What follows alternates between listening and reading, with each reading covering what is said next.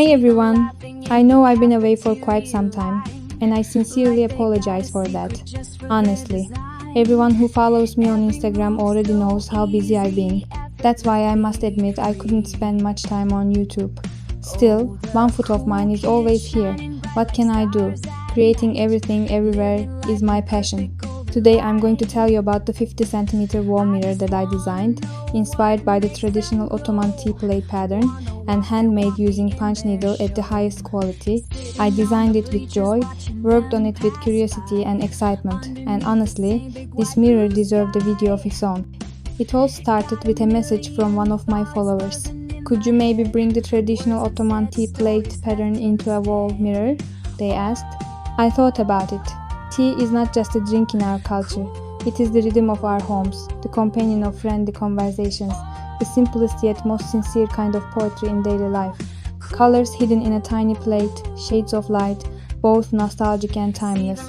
That's exactly why I wanted to bring this motif onto the wall and place it at the center of a space. And so this mirror was born, 50 centimeters in diameter, with fluted edges, and right in the middle a large mirror that multiplies the light. Tea actually entered Ottoman lands quite late. It began to be used around the end of the 19th century, but it only truly became part of daily life in the early 20th century, especially during the Republican period. With Atatürk's support, tea cultivation began in Rize and soon spread across all of Turkey. And so, the tulip-shaped glass and the small tea plate almost turned into a national symbol. The same image comes to mind for all of us. The classic tea plate divided into radial sections with red and white contrast. That's exactly the strong image that inspired my mirror. But the tea plate motif is not just a modern invention. It's actually a reflection of a much older aesthetic tradition carried into our times. In Ottoman decorative arts of the 16th century, an understanding called the Saz style developed. Long flowing curving leaves, combined with floral motifs like hatay, tulips, carnations, hyacinths, and out of this came an endless rhythm, a flowing language of nature. When this vegetal language merged with circular compositions, it came to life in plates, trays, mirrors. The radial pattern in the tea plate is actually a simplified, more graphic continuation of that heritage. In other words, when we look at a small tea plate, we are in fact seeing a summary of Ottoman art, enriched with Iranian influences, kept alive among the people. In palace art, these designs were worked with incredible refinement, while in Anatolian workshops they turned into a more graphic, clearer language. Colors became simpler, motifs became plainer, but they never lost their power, because in daily use, being legible from a distance was very important. Think of the red and white contrast on the tea plate. You can recognize it from several meters away. My design also follows this heritage. Strong color blocks, simple yet powerful patterns, and optical flow. At this point, I want to tell you a bit about my own design process.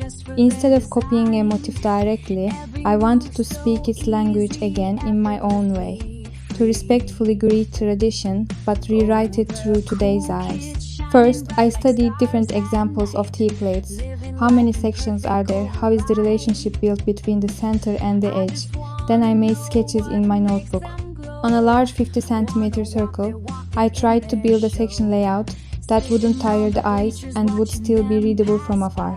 Then I created a radial grid. The fluted, fan-like border around the edge appeared at this stage too, because the first impression a tea plate gives you is exactly that pleated, wavy edge. For the colors, I preserved the classic red and white contrast because the associations of this contrast are very powerful. But when combined with the texture of punch needle, it turned into a much warmer, much more alive surface. The punch needle technique allows me to create texture and relief. When the graphic sharpness of the motif meets the raised surface of punch needle, it almost creates the sparkle of glass you can actually touch. And the mirror in the center reverses the hollow of the tea plate. It multiplies the light of the space and brings depth to my piece. For materials, I used a tightly woven, strong fabric. For the threads, I chose high-quality yarns that don't fray and give rich, vibrant colors. Creating the embroidered surface was a long process of patience and joy. When placing the mirror, I made sure it was properly secured and safely prepared. I used a sturdy hanging system. Because this is not just a decorative object, it's also a functional piece. So why is this mirror unique? because it was created with a completely original template. Each section was stitched with the rhythm of the hand. The texture of punch needle combined in contrast with the smooth surface of the mirror. This way, it carries a historical reference but also becomes a contemporary decorative object. The pleated edge I gave to the borders was, by itself, a unique touch, and most importantly, there is the trace of time in every stitch. This work is not mass production, it is a piece embroidered one by one.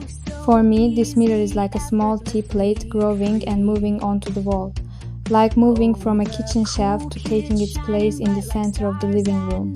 Both the warm texture of embroidery and the bright light of the mirror meet in the same frame. If you would like to own such a mirror, you can contact me through Instagram for personal designs in different colors and sizes.